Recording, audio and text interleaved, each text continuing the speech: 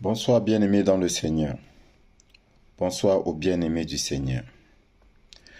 Bien-aimés dans le Seigneur, je te fais cette vidéo parce que je suis tombé sur, quand je parcourais YouTube, je suis tombé sur un débat entre un fiston. Quand je dis un fiston, il a l'âge de mon fils, animiste, un peu zélé, qui prétendait montrer les contradictions de la Bible, faisant comprendre que la Bible c'est un mensonge, dans un débat avec un pasteur.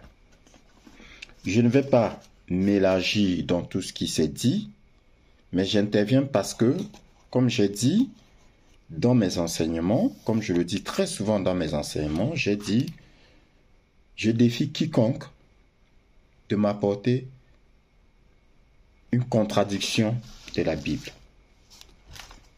Je défie quiconque de m'apporter une contradiction de la Bible. Alors, il a voulu apporter des contradictions de la Bible et je prends sur moi, bien-aimé, de détruire ça rapidement, de détruire tout ce qu'il a dit rapidement, surtout en ce qui concerne les contradictions de la Bible. Bon, pour faire court, le débat concernait, le thème du débat c'était « La Bible est-elle la parole de Dieu ?» À ce niveau-là, bien-aimé dans le Seigneur, c'est vrai qu'on a coutume de dire que la Bible, c'est la parole de Dieu. Pourquoi? Mais tout simplement parce que c'est dans la Bible que tu trouves la parole de Dieu. Donc j'aurais aimé qu'ils mettent pour titre, la Bible est-elle un mensonge? La Bible est-elle le livre de la vérité? C'est-à-dire le livre de la parole de Dieu. Et la réponse est oui. La Bible est le livre de la parole de Dieu. Parce que même la Bible, c'est cet ouvrage-là que même les musulmans appellent le livre. La Bible s'appelle le livre. Bien-aimé dans le Seigneur. Le livre de Dieu. Quand nous allons dans 2 Pierre, chapitre 1, verset 21, il est écrit « Car ce n'est pas par une volonté d'homme qu'une prophétie a jamais été apportée, mais c'est poussé par le Saint-Esprit que des hommes ont parlé de la part de Dieu. C'est poussé par le Saint-Esprit que des hommes ont parlé de la part de Dieu. Et cette parole-là a été consignée, bien-aimés dans le Seigneur, dans les Écritures. Et ces Écritures-là ont été rassemblées dans un livre qu'on appelle la Bible. Aussi simple que ça. Donc, la Bible, si tu veux savoir ce que Dieu a dit, ce que Dieu a recommandé, ce que Dieu a promis, tu vas dans la Bible. Et la preuve en est que le Coran te dit qu'il n'est pas venu contredire, il est venu confirmer le livre. Il est venu confirmer ce qui est écrit dans le livre, à savoir la Bible. Tout en sachant que la Bible, c'est un condensé de l'Ancien Testament, la Torah, et du Nouveau Testament. Donc, là, je vais passer là-dessus et je vais plutôt aller vers ce qu'il appelle les mensonges de la Bible, les contradictions de la Bible. Mais avant ça, bien-aimé dans le Seigneur, nous partons dans Marc, chapitre 4, verset 11. Alors, je vais dans Marc.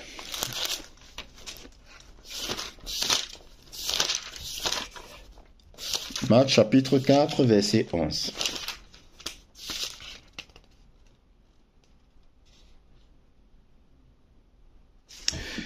Alors, déjà, au verset 9, le Seigneur dit, parce que le Seigneur, il racontait des paraboles à la foule, et au verset 9, il conclut en disant, que celui qui a des oreilles pour entendre, entende. Que celui qui a des oreilles pour entendre, entende. Donc, ça veut dire quoi?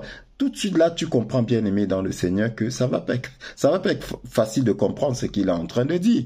La preuve en est que du coup, qu'est-ce qu'il est dit? Il est dit, lorsqu'il fut en particulier, ceux qui l'entouraient avec les 12, il interrogeait sur les paraboles, ceux qui l'entouraient avec les 12.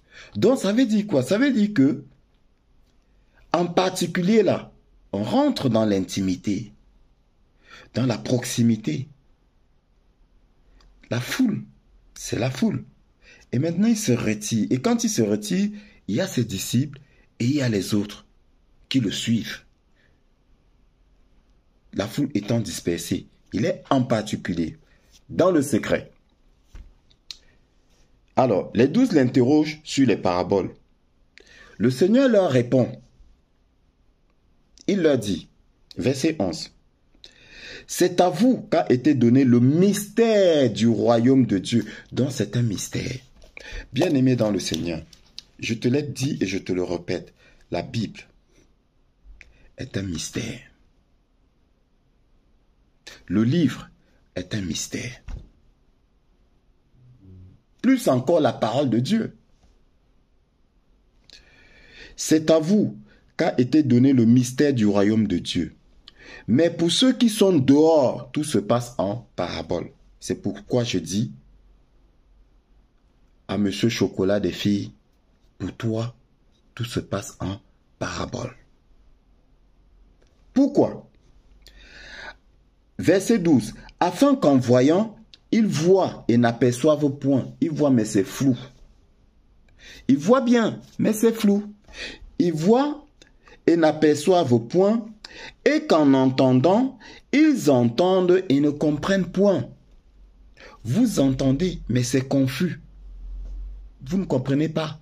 Vous entendez bien ce qu'on dit, mais vous ne comprenez pas ce qu'on dit. Et ça, c'est fait exprès. Pourquoi? Le Seigneur continue en disant, « De peur qu'ils ne se convertissent et que les péchés ne leur soient pardonnés. » Le Seigneur ne veut pas qu'ils se convertissent. Parce que ce n'est pas donné à tout le monde d'avoir accès au royaume des cieux. Les places sont limitées. Non seulement les places sont limitées, mais les places sont identifiées. Personne ne prendra la place de l'autre. Les noms sont déjà écrits. Donc ceux du dehors là, il n'y a pas de place pour eux. Et j'ai bien peur, pour Chocolat de fille, qu'il n'y ait pas de place pour lui.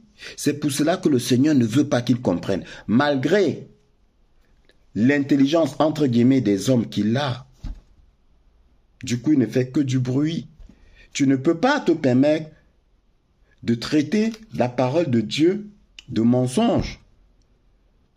De traiter la Bible de contradictoire. Non, la Bible ne se contredit pas. C'est plutôt dans ton esprit que tout s'embrouille. Et nombreux sont, et le Seigneur l'a dit.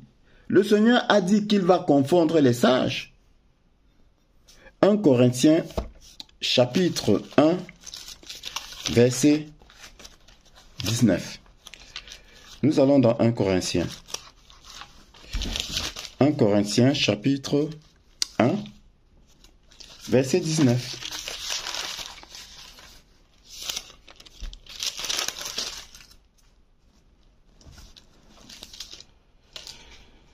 Alors, on commence par le verset 18. Car la prédication de la croix est une folie pour ceux qui périssent. Donc, pour les hommes du dehors, là, nous qui prêchons la croix, la bonne nouvelle, nous sommes des fous. La prédication de la croix est une folie pour ceux qui périssent, mais pour nous qui sommes sauvés, elle est une puissance de Dieu.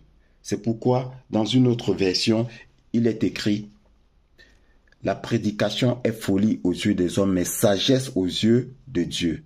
Mais l'intelligence de l'homme est folie aux yeux de Dieu. Aussi est-il écrit: je détruirai la sagesse des sages et j'anéantirai l'intelligence des intelligents. Et ça là, ça te concerne, Chocolat des filles. Parce que ta démarche est très dangereuse. Tu es en train d'induire en erreur beaucoup les âmes faibles, les âmes fragiles. Tu es en train de les induire en erreur. Les bébés spirituels, tu les induis en erreur. Et tu le fais, malheureusement, je constate que tu le fais exprès. Malheureusement, et tant pis pour toi. Le Seigneur dit, j'anéantirai l'intelligence des intelligents. Parce que tous ceux qui se sont donnés à cet exercice-là, le Seigneur les a rendus fous. Ils sont fous sans le savoir. Et malheur à ceux qui les suivent parce que la folie aussi vous attend. Où est le sage? Où est le scribe? Où est le disputeur de ce siècle? Tu es le disputeur de ce siècle. Dieu n'a-t-il pas convaincu de folie la sagesse du monde? Car puisque le monde, avec sa sagesse, n'a point connu Dieu dans la sagesse de Dieu, il a plu à Dieu de sauver les croyants par la folie de la prédication. Dieu nous sauve par la folie de la prédication. Et il est dit, c'est poussé par le Saint-Esprit que les hommes ont parlé de la part de Dieu. Donc il y a des choses qui ne s'expliquent pas. C'est poussé par l'Esprit que nous parlons. C'est poussé par l'Esprit que nous disons Amen à ce qui est écrit dans la Bible. Nous, les choisis, nous disons Amen. Dès lors que on nous présente l'ouvrage, tout ce qui est écrit, nous disons Amen. Mais c'est l'Esprit en nous qui atteste. Ce n'est pas notre intelligence, non. Vous utilisez l'intelligence pour débattre. Non, nous utilisons la foi pour débattre. La foi étant une ferme assurance des choses qu'on espère et une démonstration de celles qu'on ne voit pas. Nous démontrons des choses que nous ne voyons pas. Le livre est écrit en parabole. Et toi, dans ton intelligence des hommes, dans ta soi-disant sagesse des hommes, des scribes, qu'est-ce qui se passe? Tu lis, mais c'est flou. Du coup, il y a des choses qui t'échappent. Et je vais te le démontrer. Il y a des choses qui t'échappent. Ensuite, bien-aimés dans le Seigneur, nous allons partir dans Luc, chapitre 24, verset 45. Luc 24, verset 45. Qu'est-ce qu'il est écrit? Jésus, maintenant, envoie ses disciples en mission. La Bible dit, alors, il leur ouvrit l'esprit afin qu'ils comprissent les Écritures. Alors, il leur ouvrit l'esprit afin qu'ils comprissent les Écritures. Une autre version dit, alors il leur ouvrit l'intelligence pour qu'ils comprennent les Écritures. C'est pour dire quoi? C'est le Seigneur lui-même, c'est Dieu lui-même qui ouvre l'esprit pour qu'on comprenne cet ouvrage qu'on appelle les Écritures, dans laquelle est contenue toute sa parole. Bien sûr, entre-temps, au début de l'émission, tu as dit que déjà, il y a plusieurs versions. Il y a la Bible des catholiques, il y a la Bible de ceci, la Bible de cela. Mais ramène-moi, quelle que soit la version que tu vas me ramener, je dis bien, quelle que soit la version que tu ramèneras, le contenu, là, ne ment pas. Ce qui est écrit ne ment pas. Tu ramèneras une Bible qui ne contient que 20 livres. Les 20 livres sont la vérité. Une Bible qui contient 77 livres, les 77 livres sont la vérité. Il n'y a pas un seul livre dans la Bible qui ne dise pas la vérité. Mais là encore, il faut que le Seigneur t'ouvre l'esprit pour que tu comprennes pourquoi certaines Bibles, tu as 66 livres, d'autres tu as 77 livres. Tout en sachant que, bien entendu, il y a des écrits de la Bible, semble-t-il, qui ont été cachés.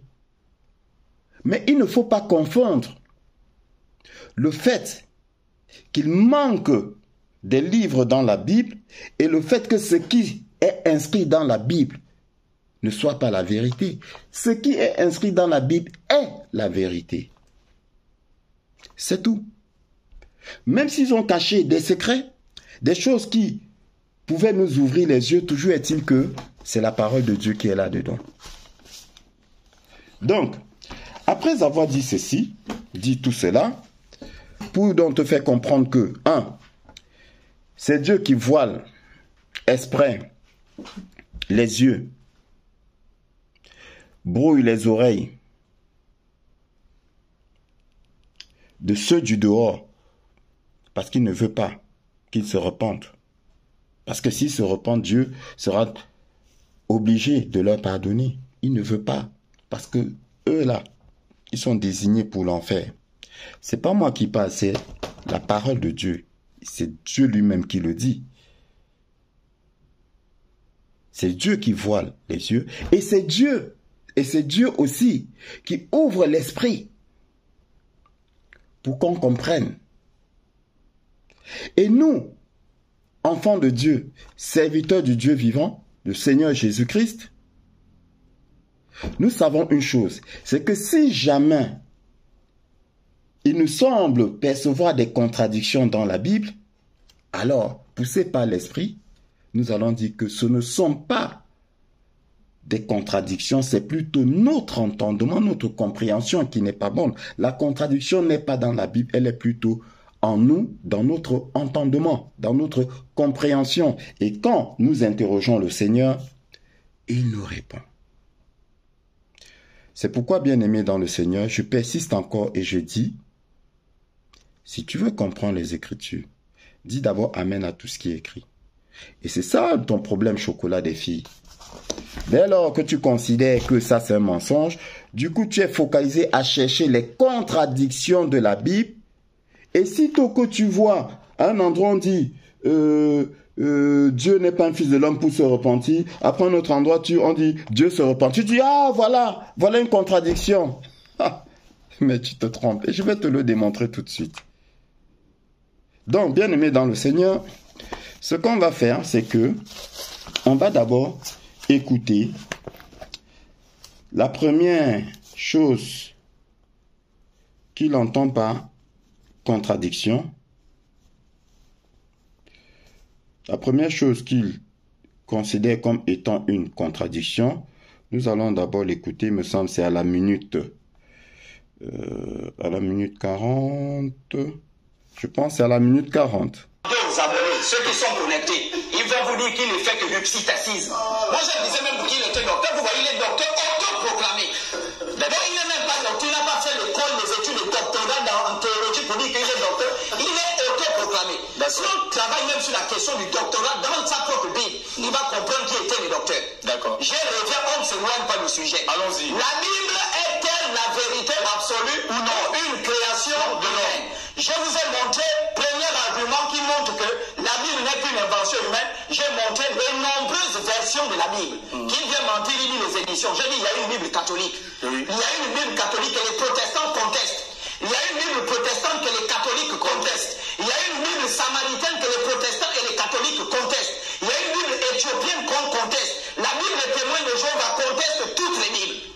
Est-ce que la parole de Dieu, j'en arrive, premier argument, est-ce que la parole de Dieu a plusieurs versions? Il n'a jamais répondu. Il est en train de faire le psychasisme. Ici au Gabon, on a un oiseau qu'on appelle le perroquet gris. On appelle le nom latin sur le Psittacus eritacus. Il répète seulement ce qui a été dit. C'est pourquoi quand j'ai donné le thème, il a fui les thèmes que j'ai donnés, parce que finalement, il n'a même pas un niveau d'étude élevé. Voilà, c'est vraiment nul. Je reviens. Deuxième argument qui prouve que la Bible n'est pas la parole de Dieu. Je vais répondre à votre question, je l'allez-y. Parce qu'on ne doit pas s'éloigner du sujet. Les amenés sont enseignés. Parce que lui, il n'est pas dans le sujet depuis que le débat a commencé. Deuxième argument. Pourquoi j'ai dit que la Bible n'est pas la parole de Dieu, excepté les nombreuses versions, il y a des contradictions historiques et chronologiques de la Bible. Je vous prends. Qui a poussé la Bible, par exemple, dans le livre de Samuel et des Chroniques? Il y a quelqu'un qui pousse David à compter la population, faire le recensement de la population d'Israël. Alors, je vous donne deux versets. 2 Samuel chapitre 24 à partir du verset 1. Il est écrit, la colère de l'Éternel s'enflamma encore contre Israël et excita David à faire le dénombrement. Qui excite David à faire le dénombrement ici, monsieur le journaliste? C'est l'Éternel. J'espère qu'on se fait comprendre. On se fait comprendre. 1 Chronique chapitre 21 à partir du verset 1. Satan s'éleva contre Israël et il excita David à faire le dénombrement. Finalement, qui a poussé David à faire le dénombrement? Contradiction. Ici on dit Satan, là-bas on dit Dieu. Qui a poussé David à faire le dénombrement? Contradiction. Ben, il va répondre. La parole de... Alors, bien-aimé dans le Seigneur, Vous avez suivi? Alors, chocolat des filles. Tu dis que dans 2 Samuel, chapitre 24, verset 1, c'est l'Éternel qui pousse Samuel, à faire le dénombrement. Et dans 1 Chronique, chapitre 21, verset 1, c'est Satan qui pousse Samuel a fait le dénombrement, d'où la contradiction. Bon, je vais donc te démontrer que tu n'es pas loin de la folie. Et c'est le Seigneur qui fait. 2 Samuel chapitre 24.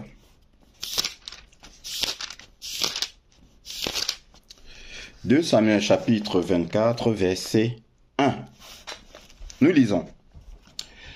La colère de l'Éternel s'enflamma de nouveau contre Israël, et il excita David contre eux en disant, va, fais le dénombrement d'Israël et de Juda.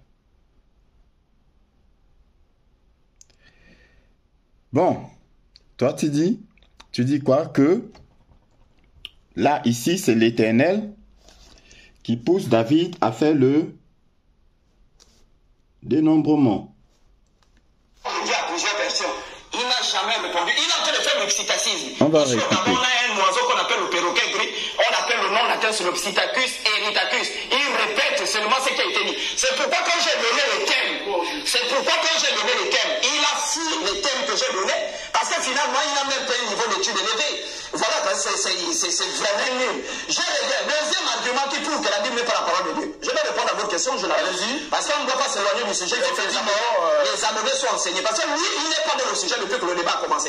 Deuxième argument. Pourquoi j'ai dit que la Bible n'est pas la parole de Dieu, excepté les nombreuses versions, il y a des contradictions historiques et chronologiques de la Bible. Je vous prends. Qui a poussé David, par exemple, dans le livre de Samuel et des Chroniques? Il y a quelqu'un qui pousse David à compter la population, faire le recensement de la population d'Israël. Alors, je vous donne 2 versets. 2 Samuel chapitre 24 à partir du verset 1. Il est écrit, la colère de l'Éternel s'enflamma encore contre Israël et excita David à faire le dénombrement. Qui excite David à faire le dénombrement ici, monsieur le journaliste? C'est l'Éternel. J'espère qu'on fait comprendre.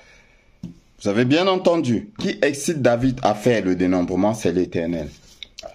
Sauf que, bien aimé, dans le Seigneur,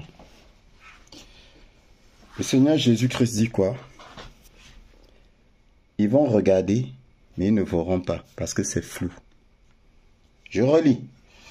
La colère de l'Éternel s'enflamma de nouveau contre Israël, et il excita David contre eux, en disant, va, fais le dénombrement d'Israël et de Juda. Est-ce l'Éternel qui pousse David ici à faire le dénombrement? Non, ce n'est pas l'Éternel. C'est plutôt la colère de l'Éternel. Voilà ce qui t'a échappé. Vous vous excitez, je vous ai dit, je vous mets au défi. Je mets quiconque au défi. Ça, je le dis haut et fort. Je ne suis pas un serviteur de Dieu ayant fait de la théologie. Non, aucun homme ne m'a enseigné. Je suis un serviteur de Dieu établi par le Seigneur lui-même, par la foi. Ce n'est pas l'Éternel qui a poussé David, à faire le dénombrement. Excusez-moi, tout à l'heure je parlais de Samuel. Ce n'est pas l'Éternel qui a poussé David à faire le dénombrement. C'est plutôt la colère de l'Éternel. On dit la colère de l'Éternel s'enflamma de nouveau contre Israël. Donc ça veut dire que cette colère s'est d'abord enflammée contre Israël. Mais qui s'enflamme contre Israël? Est-ce que c'est l'Éternel qui s'enflamme contre Israël ou bien c'est la colère de l'Éternel qui s'enflamme contre Israël? C'est écrit, c'est la colère de l'Éternel qui s'enflamme contre Israël. Mais c'est quoi la colère de l'Éternel, bien-aimé dans le Seigneur? Justement maintenant, il part dans 2 Chroniques. Ça fait comprendre. 1 Chronique, chapitre 21, à partir du verset 1. Satan se leva contre Israël et il excita David à faire le dénombrement. Finalement, qui a poussé? Satan s'éleva contre Israël. On part dans 1 Chronique. 1 Chronique, chapitre 21, verset 1. Il est écrit: Satan se leva contre Israël et il excita David à faire le dénombrement d'Israël. Il n'y a aucune différence, bien aimé dans le Seigneur, sauf que ce que ce monsieur n'a pas compris, gloire à toi Seigneur, ce que ce monsieur n'a pas compris, c'est que le premier auteur, c'est-à-dire Samuel, dans son premier livre, il désigne Satan comme étant la colère de l'Éternel. Et celui qui a les oreilles pour entendre, il entend. Celui qui a l'esprit pour comprendre, il comprend. C'est pas donné à n'importe qui. Bien-aimé dans le Seigneur. Tu veux savoir pourquoi est-ce qu'on appelle Satan la colère de l'Éternel? Mais tu lis la Bible. Et tu comprendras aisément pourquoi est-ce que Satan ici est appelé la colère de l'Éternel. La colère de l'Éternel là, c'est Satan. Donc il n'y a pas de différence. Le premier qui a écrit là, Samuel, désigne Satan comme la colère de l'Éternel. Et c'est cette colère-là qui excita David à faire le dénombrement. La preuve en est que, s'il avait tout lu, il aurait compris. On repart dans 2 Samuel, chapitre 24. 2 Samuel, chapitre 24. Alors,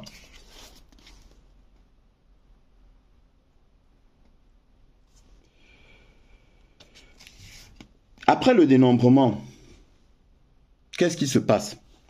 2 Samuel, chapitre 24, verset 10. David sentit battre son cœur, après qu'il eut ainsi fait le dénombrement du peuple. Et il dit à l'Éternel: j'ai commis un grand péché en faisant cela.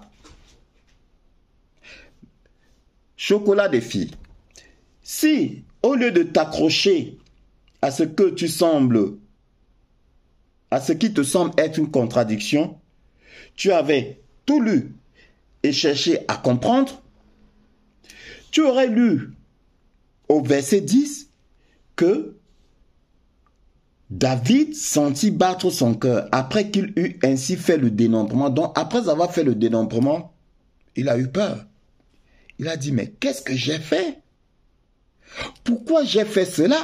Mais si c'est l'Éternel qui lui avait demandé de faire cela, pourquoi est-ce qu'il aurait eu des remords? Pourquoi est-ce qu'il aurait eu peur? Puisqu'il dit à l'Éternel: j'ai commis un grand péché en faisant cela. Maintenant, ô Éternel, daigne pardonner l'iniquité de ton serviteur, car j'ai complètement agi en insensé. En faisant le dénombrement, j'ai agi en insensé. Pourquoi? Parce que j'étais inspiré par ta colère qui est Satan. Est-ce que tu comprends? Je ne vais pas m'attarder là-dessus. Donc, ta soi-disant première contradiction tombe à l'eau. J'espère qu'on est d'accord là-dessus, bien-aimés dans le Seigneur. Nous avons tous compris. C'est la même chose. Il est écrit la colère. Et le pire, c'est que le journaliste qui a un parti pris, mais c'est tous des païens. Le journaliste qui a un parti pris atteste que oui, c'est l'Éternel. Ce n'est pas l'Éternel, c'est la colère de l'Éternel. Mais vous n'avez pas l'Esprit de Dieu en vous. Et vous ne pouvez pas comprendre. Ce n'est pas donné à quiconque, à n'importe qui, je veux dire. C'est donné aux choisis. Parce que même là, quand j'explique là, à cet instant-là, toi, bien-aimé dans le Seigneur, ça va être une évidence pour toi. Tu vas dire, ben oui, c'est évident. Mais l'autre qui est à côté de toi, qui n'a pas l'Esprit de Dieu en lui, ne va rien comprendre et il va continuer à contester. Alors que la preuve est là. Donc, le premier argument est à terre. Bon, après il dit que il y a eu un premier dénombrement de... On va écouter. David a fait le dénombrement. Finalement, qui a poussé David à faire le dénombrement? Contradiction. Ici on dit Satan, là-bas on dit... Là-bas on dit Dieu. Qui a poussé David à faire le dénombrement? Contradiction. Ben, il va répondre. Non, écoutez, ça m'arrive. La parole de Dieu ne se contredit pas. Je vous dis, je vous parle avec preuve historique. Je ne suis pas dans l'oxytacisme. Je viens pour enseigner les gens, pour sauver les gens de ces menteurs-là. Ensuite, deuxième argument. le nombre de personnes recensées par David lors de ce recensement, un seul événement qui va produire deux résultats différents. Premièrement, 2 Samuel chapitre 24 à partir du verset 9, le nombre de personnes recensées, il est écrit dans la Bible, 800 000 hommes valides en Israël et 500 000 en Juda. 1 Chronique chapitre 21 à partir du verset 5, 1 100 000 hommes valides en Israël et 470 000 hommes en Juda. Ça sont des erreurs des humains. Une contradiction. Ça, c'est pas la parole de... Oui, les erreurs des humains. Ça, lui-même, il répond à la question. Il n'y a pas de contradiction dans la Bible. Il dit bien les erreurs des humains. Mais oui, le dénombrement le premier dénombrement a été fait. Le dénombrement, si vous voulez, a été fait. Et le livre est écrit par Samuel.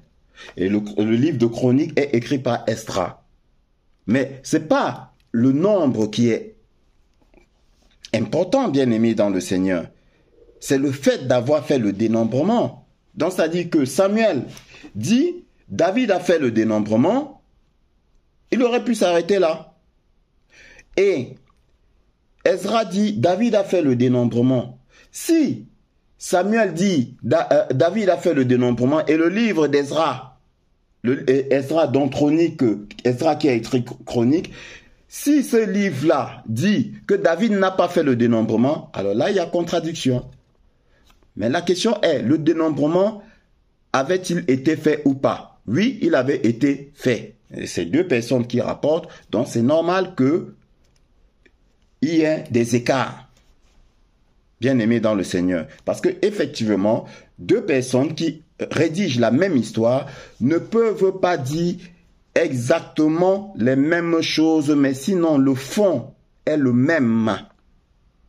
Le fond est le même. C'est tout comme, parce que je vais anticiper là-dessus, tout comme il a dit que, oui, Matthieu dit que quand celle qui a vu, à qui le Seigneur a parlé et a envoyé demander à ses frères de le rejoindre à Jérusalem, Matthieu dit il y avait Marie, Madeleine et l'autre Marie, dont 2 femmes. Marc dit il y a 3 femmes. Luc dit qu'il y a 4 femmes. Et Jean dit il y a 2 femmes. Mais qui est même 10 femmes? C'est pas ça le plus important. Le plus important, la cohérence, à savoir, c'est à Marie que le message a été donné.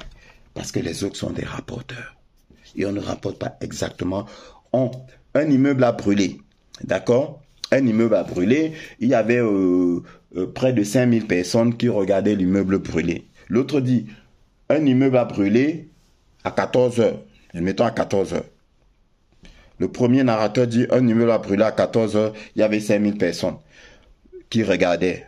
Le deuxième dit, un immeuble a brûlé à 14 heures, bon, même endroit, il y avait 4000 personnes qui regardaient. Mais il n'y a pas de contradiction. En fait, il n'y a pas de contradiction. Parce que le sujet, c'est-à-dire le sujet principal, c'est quoi? C'est pas le nombre de personnes, c'est l'immeuble qui a brûlé. Il rapporte qu'à 14 heures, à tel endroit, il y a un immeuble qui a brûlé. L'immeuble a-t-il brûlé ou pas? Oui. Maintenant, si l'autre vient dire que aucun immeuble n'a brûlé, là, on dira qu'il y a contradiction. D'accord? Donc, on passe là-dessus et on va plutôt à sa contradiction. Il dit dans Jean, chapitre 1, verset 10. Et la version de Marc, vous allez trouver les contradictions. Et la parole de Dieu ne peut pas se contredire, sauf si c'est un homme qui s'est assis pour écrire cette parole-là. Matthieu 28 à partir du verset 1. Marie de Magdala et l'autre Marie se sont retrouvés à la tombe. 2 femmes. On est d'accord? Oui. On prend ensuite Marc 16 à partir du verset 1. Marie Madeleine, Marie mère de Jacques et Salomé. 3 femmes. Donc on a ici le Jean Matthieu qui a une version, qu'il y a 2 femmes qui sont parties à la résurrection de Jésus. Marc vient dire non, il y avait 3 femmes. Ensuite on a Luc qui vient, Marie de Madeleine, Jeanne, Marie mère de Jacques et l'autre femme. Donc 4 femmes plus. Et ensuite Jean termine, dans Jean chapitre 20, à partir du verset 1, il est écrit, Marie de Madeleine seule s'est rendue au tombeau de Jésus. Contradiction. 4 évangiles qui racontent un même événement et tout ce que contredit. J'ai poursuivi ou tu le donnes? Donc voilà, en fait, là encore, c'est là où le païen se perd. Parce que ça, effectivement, comme a dit l'autre pasteur, c'est pas ça le plus important. C'est pas ça le plus important. Le plus important, c'est ce qu'on véhicule. Et c'est ce que les gens n'ont pas compris. Tout ce qui est autour là, c'est pour perdre des gens. Parce que Dieu veut que ceux-là soient perdus. Donc, nous, chrétiens, quand nous lisons la Bible, nous lisons ces différents évangiles, nous ne nous attardons pas sur il y avait 4000 personnes ou 5000 personnes. Hein? Nous ne nous attardons pas là-dessus. Nous ne nous attardons pas sur le fait que Marie était avec 2 femmes ou 3 femmes ou 4 femmes. Marie, est-ce à Marie que le message a été donné ou pas? Oui, le message a été donné à Marie, Madeleine. Et les 4, Matthieu, Marc, Luc et Jean disent la même chose. Cela a été donné à Marie, le message. Point. Si Jean vient dire, contrairement à Marc, que ce n'est pas Marie de Magdala qui a reçu le message, là d'accord, on dira qu'il y a contradiction. Et d'ailleurs, mais réfléchissez, si la Bible était tant un mensonge ou bien une contradiction, vu que ce sont les hommes qui ont écrit, mais ils auraient bien pu rectifier, non? Avant d'associer tout cela, avant de jumeler tout cela, ils auraient bien pu rectifier. Comme on dit qu'on a demandé aux hommes de s'asseoir et d'écrire pour m'en tromper les hommes, ben, on aurait rectifié. Bon, ok, vous avez fini d'écrire, oui. Bon, Matthieu, tu as dit quoi? Ah, tu as dit que Marie était avec 2 personnes. Et toi, Marc, qu'est-ce que tu as dit? Ah non, Marc, c'est pas normal. Là, tu as dit que non, il faut... Eh les gars, entendez-vous, hein? Ben, les gars, entendez-vous parce que il faut que ce soit cohérent, là. Et le pire, c'est que Jean, tu dis quoi? Qu'elle était seule? Non, les gars, vous vous arrangez. Vous me mettez les mêmes noms. Ben oui. Qu'est-ce qui les empêchait de faire cela? Rien. Mais parce que l'idée principale, c'est pas ça le plus important. Ça là, c'est pour vous perdre. On va pas trop rentrer dans les détails. Ça, c'est pour vous perdre. On continue. Monsieur Gasby, docteur Gasby, il a apporté des preuves. Contre ça. Attendez, je suis en train de vous montrer. Le sujet est clair. Oui. La Bible est-elle la vérité absolue ou une invention humaine? J'ai montré pourquoi les gens pensent que la Bible est la parole de Dieu. J'ai dit c'est une erreur. Et je suis en train de démontrer que c'est une invention humaine. C'est pas terminé. J'ai montré les contradictions historiques. Je vous montre maintenant les contradictions théologiques. D'accord. Et pour vous montrer que ça ne peut pas être Dieu. Dieu ne ment pas. Parce que oui, il y a contradiction, il y a mensonge. Oui, effectivement, nous sommes d'accord. Moi, je peux mentir, je suis un homme. Moi, lui, il peut mentir. Vous pouvez mentir, on est des hommes. Mais pas nous. Mais Dieu, s'il ment, il n'est plus Dieu. D'accord. C'est ça qu'on fait comprendre. On prend ici la contradiction théologique. Jean chapitre 1, verset 18, il est écrit personne n'a jamais vu Dieu. Je crois que c'est clair, hein? Personne n'a jamais vu. Et ce qu'on va dire, on va interpeller. Personne n'a jamais vu Dieu. Dieu est esprit, alors, dans ce cas. Exode 31, verset 11, l'Éternel parla avec Moïse face à face. Ce qui veut dire que Moïse avait vu Dieu. Contradiction. Bon, je peux répondre? Non. Alors, la bien-aimée dans le Seigneur, il dit dans Jean, chapitre 1, verset 18, il est écrit, personne n'a jamais vu Dieu. D'accord? On va aller dans Jean. Il y a des choses que les gens ne comprennent pas. Et si le Seigneur ne t'ouvre pas l'esprit, tu ne peux pas comprendre.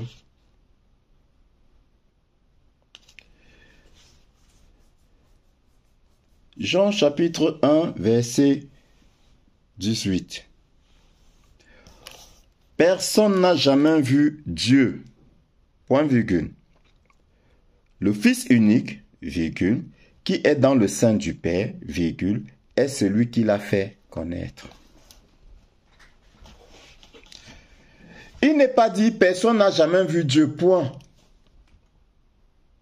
Il est écrit personne n'a jamais vu Dieu, point virgule.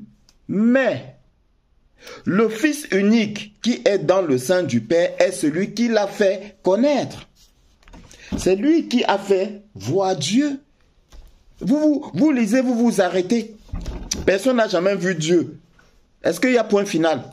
Il n'y a pas point final. Vous êtes allé à l'école. Le Seigneur a dit qu'il va confondre l'intelligence des intelligents.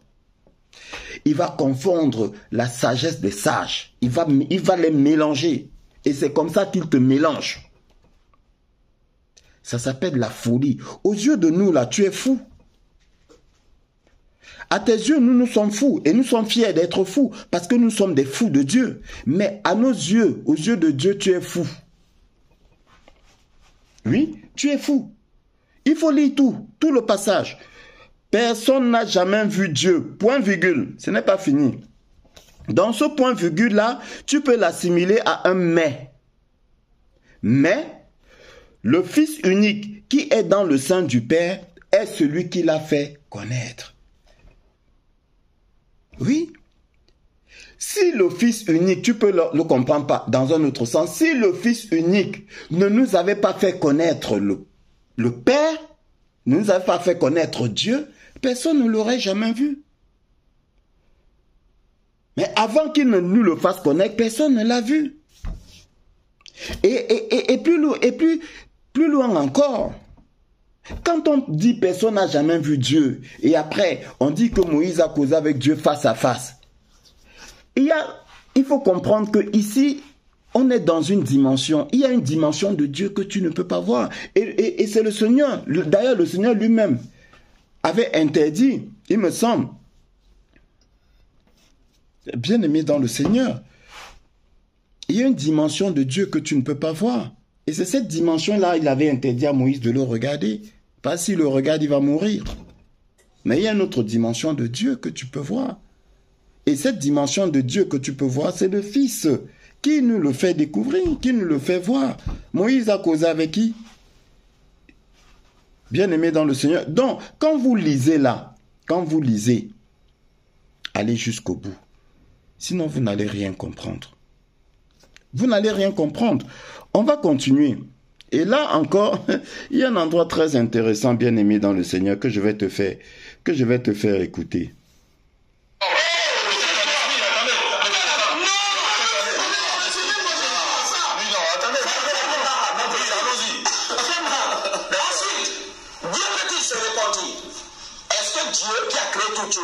Omniscient, omnipotent, peut se repentir. Non, non.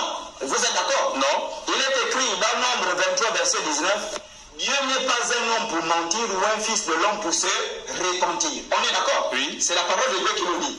Ensuite, on prend Genèse 6, verset 6, l'Éternel s'est repenti d'avoir créé l'homme. Contradiction. Je me demande combien vaut notre... Alors, bien aimé dans le Seigneur, là encore, c'est la bêtise. Je te dis et je te répète, ce livre, il est puissant. Il est très puissant. Et il n'est pas donné à n'importe qui de le comprendre. Oui, à plusieurs endroits de la Bible, Dieu s'est repenti. Mais le passage, de Nombre, chapitre 23, verset 19 dont il parle, nous allons le lire. Nous allons le lire, bien-aimé dans le Seigneur.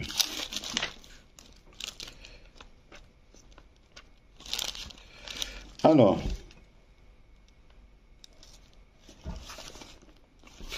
Nombre chapitre 23,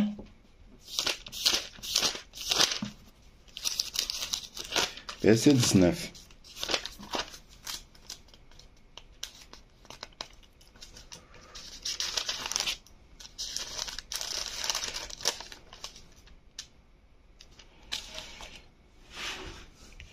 Nous lisons. Là, bien aimé, c'est quand Balak est allé voir Balaam pour lui demander de maudire Israël. Et Balaam, on commence au chapitre, au verset 18. Nombre chapitre 23, verset 18. Balaam prononça son oracle et dit, « Lève-toi, Balak, écoute. » Là, il s'adresse au roi. « Écoute, Prête-moi l'oreille, fils de Tsippor. Dieu n'est point un homme pour mentir, ni fils d'un homme pour se repentir. Ce qu'il a dit, ne le fera-t-il pas? Ce qu'il a déclaré, ne l'exécutera-t-il pas? Voici, j'ai reçu l'ordre de bénir. Il a béni, je ne le révoquerai point. Alors, une autre version va dire, Dieu n'est pas un homme pour se repentir de sa parole. Mais ça là, tu n'as pas compris. Ça là, tu n'as pas compris. Oui, dans Genèse là, on dit l'Éternel se repentit d'avoir créé l'homme. Mais plus loin encore, même quand il a envoyé le déluge sur terre, qu'est-ce qui est écrit? On dit que le Seigneur s'est repenti et qu'il ne le fera plus jamais. Sauf que il y a différence entre se repentir d'avoir fait et se repentir de sa parole. Parce que ce qu'il a dit, ne le fera-t-il pas? Ma parole ne peut revenir à moi sans avoir au préalable accompli ce pourquoi elle a été prononcée. Ça veut dire quoi? Ça veut dire que quand Dieu a prononcé, c'est prononcé.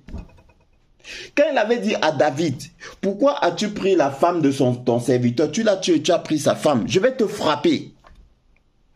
David avait beau pleurer, supplier Dieu. Dieu l'a frappé.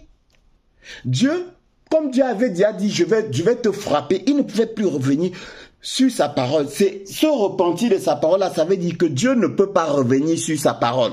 Quand il a prononcé, c'est prononcé. Il fait et après, il se répand. Oui.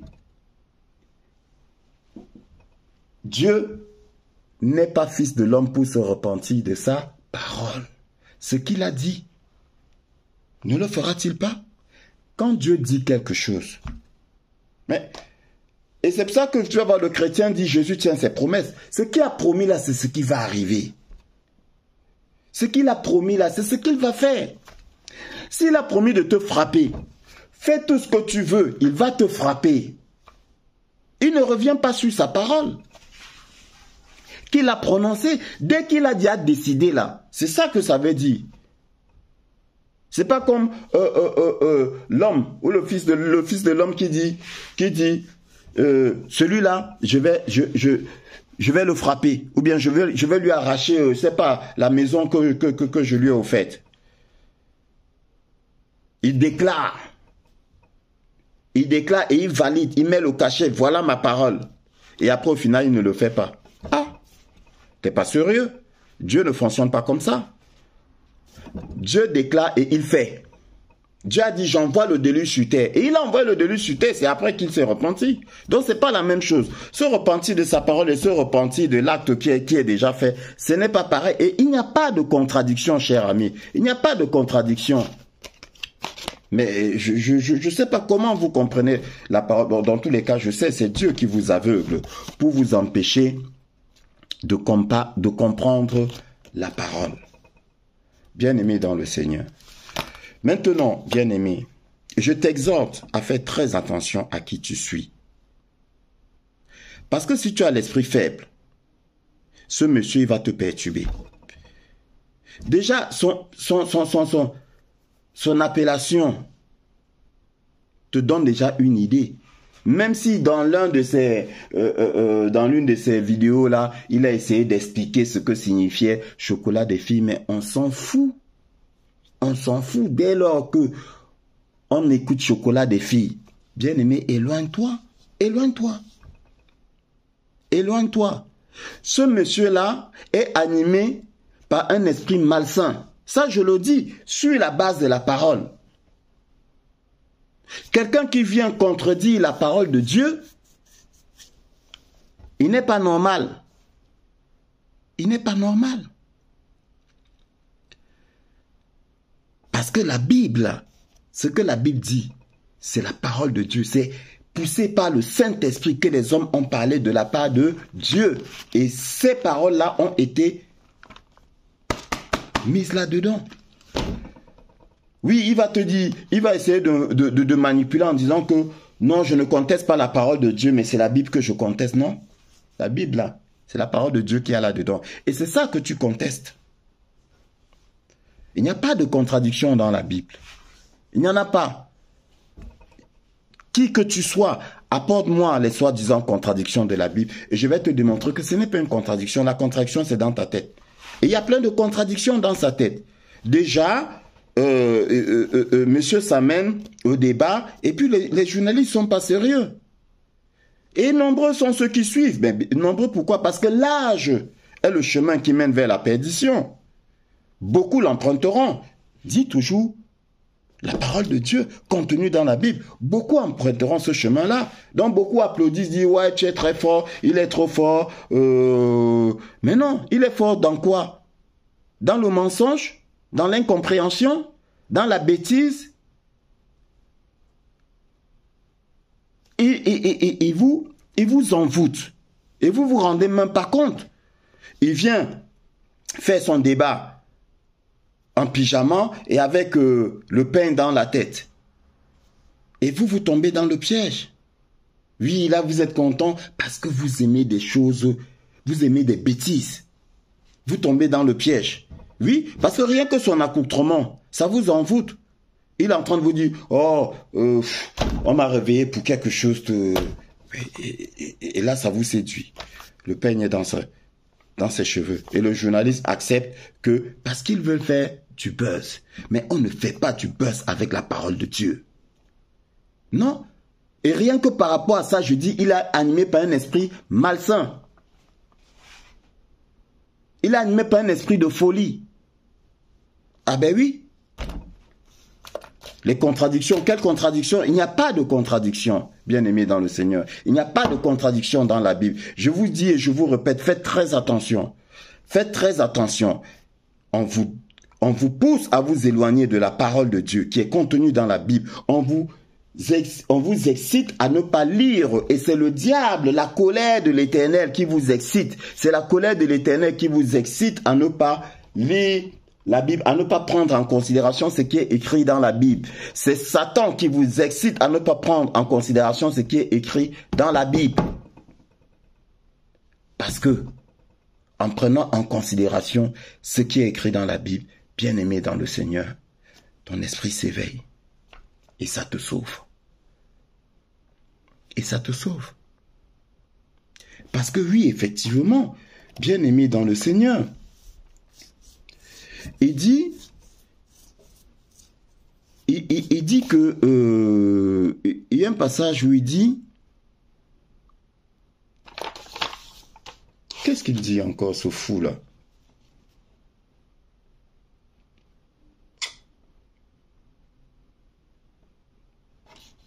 Ça va me revenir. Mais je te dis et je te répète, lis ta Bible, bien-aimé dans le Seigneur. Lis ta Bible, accroche-toi à ta Bible. Parce que il faut bien qu'on ait des preuves de ce que Dieu a dit. Et il faut bien qu'il y ait des hommes pour rédiger ces preuves-là.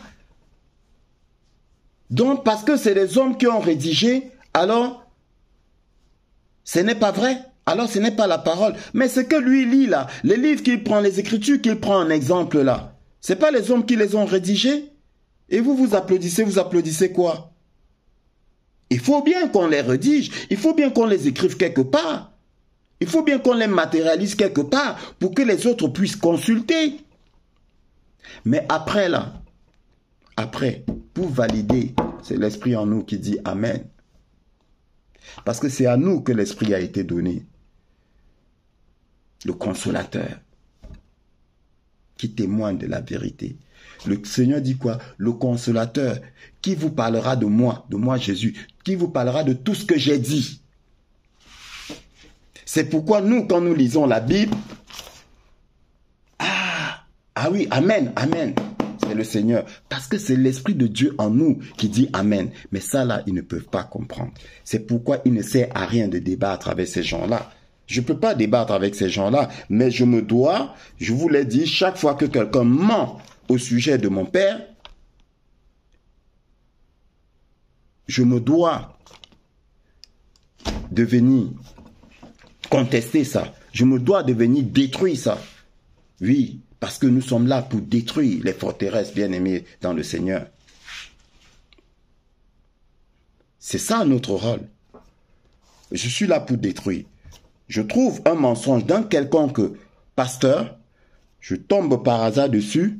Bien-aimé, je détruis. Ne prenez point part aux œuvres infructueuses des ténèbres, mais plutôt dénoncez-les. Je vais les dénoncer. Et c'est pourquoi je dénonce ce monsieur-là. Arrête ce que tu fais.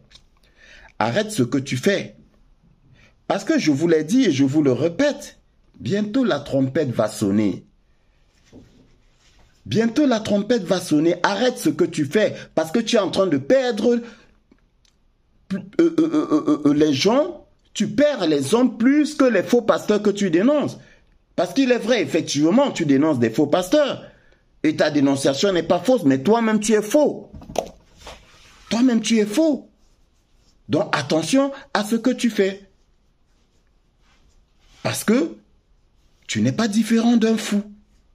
Et cette folie-là va aller en se matérialisant, en se, comment dire, va aller en s'agrandissant.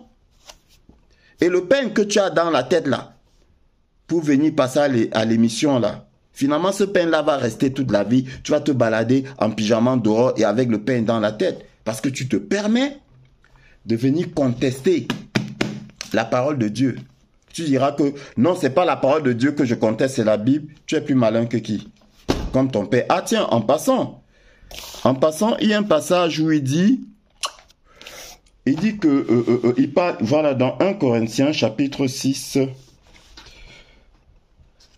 1 Corinthiens chapitre 6 verset 9, où il parle, il dit, la Bible dit que ni les injustes ni les menteurs n'hériteront du royaume des cieux. Oui, mais qu'est-ce que tu entends par menteur? Là aussi, tu n'as rien compris.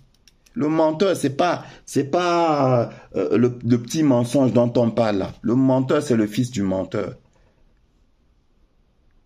C'est le fils du malin. Le menteur, celui qui est menteur dès le commencement. C'est ça là. Parce que tout homme, il arrive à tout homme de mentir. Ce n'est pas parce que il nous arrive de mentir que nous sommes des menteurs. Donc là encore, tu n'as rien compris. Le menteur là, c'est celui qui est menteur dès le commencement. J'espère que je me fais comprendre. Et le menteur là, c'est toi, celui qui ment sur la parole de Dieu. C'est ça le menteur. Donc bien aimé dans le Seigneur, faites très attention. Ne suivez pas les gens comme ça. Vérifiez. On vous dit il y a contradiction, prends ta Bible, ouvre. Et l'Esprit de Dieu va te guider et tu comprendras. Ou bien interroge, renseigne-toi et tu comprendras. Aussi simple que ça. Sois un amoureux de la parole de Dieu. Sois un amoureux de la parole de Dieu. Ne te laisse pas perdre. Ne te laisse pas perdre et ne débat pas avec n'importe qui. Débat avec ton frère. Oui. Parce que l'animiste là, ils disent même qu'ils sont animistes. On reviendra là-dessus. Parce que je vais encore détruire tout ce qu'ils sont en train de raconter. Animisme. Ils sont animistes. Vous êtes animiste, vous avez déjà fait quoi? Vous avez déjà produit quoi? Rien du tout. Vous êtes là, vous vous pavanez sur des chaînes télé. Je suis animiste. Animiste. Et quelles sont tes réalisations? Rien du tout. Rien du tout. Les ancêtres, soi-disant, que tu vénères là, qui te donnent la puissance. Cette puissance te sert à quoi? À venir sur les chaînes télé et à bavarder en t'appuyant sur les écrits des autres? Où sont tes écrits? Tu prends les écrits des hommes pour contester les écrits des hommes. Ça veut dire que tu es fou. Tu es fou. Donc, bien aimé dans le Seigneur, sois vigilant. Demande au Seigneur de t'accorder le discernement des esprits. Et sur la base de sa parole, tu vas détruire les raisonnements, les forteresses, parce que nous sommes là pour détruire les raisonnements. Nous sommes là pour détruire les forteresses et pour mettre en avant la véritable, la pure parole de notre merveilleux Seigneur Jésus-Christ, qui est le chemin, la vérité et la vie. Que le Seigneur te bénisse.